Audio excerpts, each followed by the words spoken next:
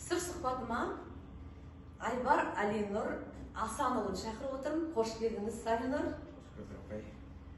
Енді Алинұрдың да жетістігі тамаша деп айтсақ болады. Алинұр, сұрағыма көшейін. Ең басы бір сұрағым бар. Осы спортпен шұғылдануды неше жасыңыздан бастап? 10 жасынан бастап қатысып жүрмін.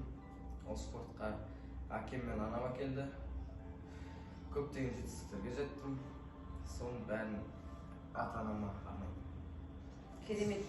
Осы спортшы болғанда ата-анама арнаймын деген сөз осы керемет ұнап кетті маған.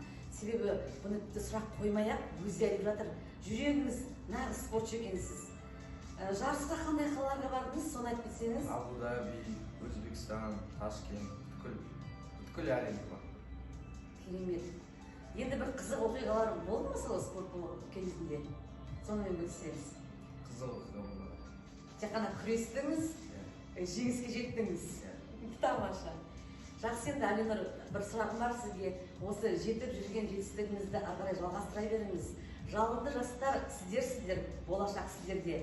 Қарап айтсаңыз, өзіңізден келе жатқан, еріп келе жатқан арттағы інілеріңізге айтатын тілегіңіз болса? Өскенде мен сияқты болсын, аман болсын, соны тілеймін.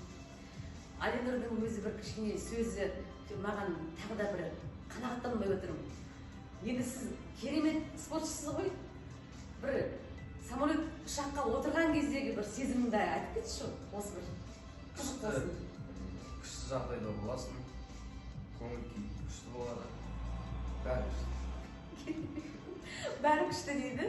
Ал жақсы, патриоттық сезім, адамгершілік осы керемет. Сіздің бірінші орын алған кездегі туыңды көтеріп, сондағы бір сезіммен бөліссеңіз. Өте қуанышты болып қаласың, басқа елде отырып қуанасың. Жақсы, Алинұрға сәттілік тілейміз, биік шыңнан көріне берсін.